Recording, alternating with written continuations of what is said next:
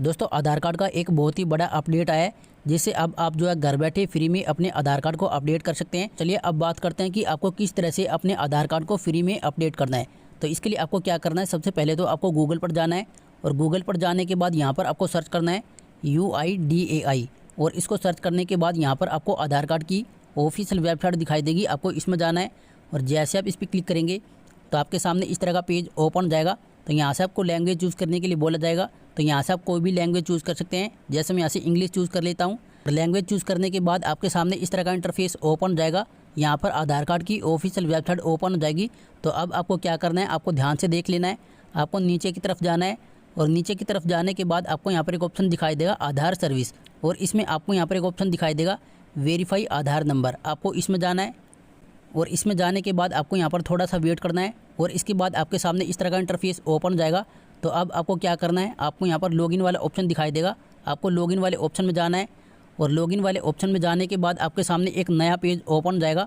तो यहाँ पर आपको क्या करना है, सबसे पहले यहाँ पर लिखा हुआ है इंटर आधार नंबर और इसके नीचे यहाँ पर लिखा हुआ है इंटर कैप्चा। तो सबसे पहले आपको यहाँ पर अपना आधार नंबर डाल देना है और आधार नंबर डालने के बाद आपको यहाँ पर इस तरह से कैप्चा कोड दिखाई देगा। तो ये कैप्चा कोड आपको यहाँ पर डाल देना है और अगर आपको ये कैप्चा कोड समझ नहीं आ रहा है तो आप इसको इस तरह से चेंज भी कर सकते हैं। इसके बाद आपको यहाँ पर इस तरह से न्यू कैप्चा कोड दिखाई देगा। तो चलिए मैं यहाँ पर अपना आधार नंबर और कैप्चा कोड डाल देता हूँ और आधार नंबर और कैप्चा कोड डालने के बाद आपको यहाँ पर एक ऑप्शन दिखाई देगा लॉगिन विद OTP। आपको इस पर क्लिक कर देना है और इस पर क्लिक करने के बाद आपके आधार कार्ड से जो भी मोबाइल नंबर लिंक होगा तो उस पर एक OTP आएगा। तो चलिए मैं यहाँ पर थोड़ा सा वेट कर लेता हूँ। तो दोस्तों आप यहाँ पर देख सकते हैं कि मेरे मोबाइल नंबर पर OTP आ चुका है।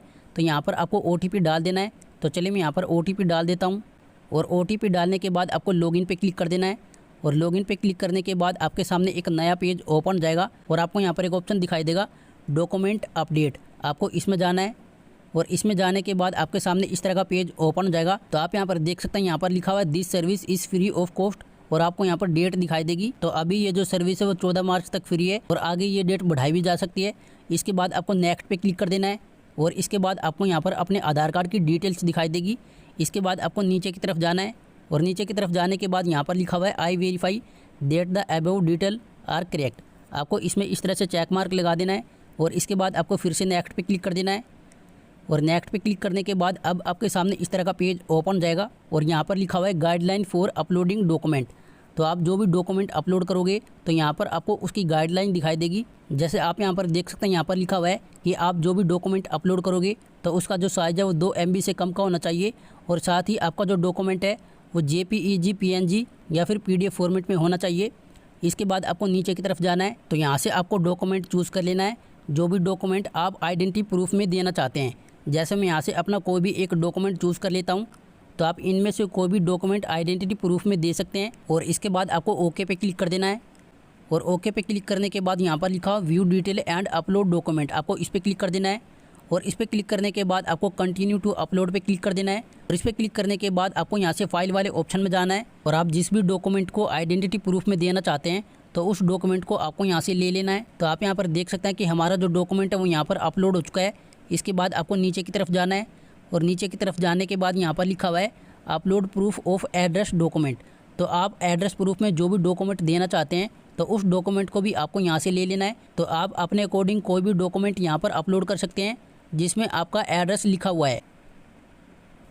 इसके बाद आपको फिर से ओके पे क्लिक कर देना है और यहाँ से आपको अपने डॉक्यूमेंट को अपलोड कर देना है। तो चलिए मैं यहाँ से अपने डॉक्यूमेंट को अपलोड कर देता हूँ और इसके बाद आपको इसमें इस तरह से चेक मार्क लगा देना है और इसके बाद आपको फिर से नेक्स्ट पे क्लिक कर देना है और इसके बाद आपको यहाँ पर 2 ऑप्शन दिखाई देंगे कैंसिल और ओके। आपको ओके पे क्लिक कर देना है। इसके बाद आपका जो डॉक्यूमेंट है वो अपलोड हो जाएगा और आपको यहाँ पर इस तरह से एक्नॉलेजमेंट स्लिप दिखाई देगी। आप इस स्लिप को यहाँ से डाउनलोड भी कर सकते हैं और अगर आप ये चेक करना चाहते हैं कि आपका जो आधार कार्ड है वो अपडेट हुआ है या नहीं, तो इसके लिए आपको क्या करना है, आपको बैक जाना है और बैक जाने के बाद आपको नीचे की तरफ जाना है और नीचे की तरफ जाने के बाद आप यहाँ पर देख सकते हैं, यहाँ पर आपको एक ऑप्शन दिखाई देगा रिक्वेस्ट। आपको इसमें जाना है और इसके बाद आपको यहाँ पर इस तरह से कुछ स्टेप दिखाई देंगे। अगर आपका आधार कार्ड अपडेट हो जाएगा तो आपको यहाँ पर कंप्लीटेड के बगल में डन वाला साइन दिखाई देगा। तो इसका मतलब ये है कि आपका जो आधार कार्ड है वो अपडेट हो चुका है। तो इस तरह से आप भी अपने मोबाइल फ़ोन से फ्री में अपने आधार कार्ड को अपडेट कर सकते हैं।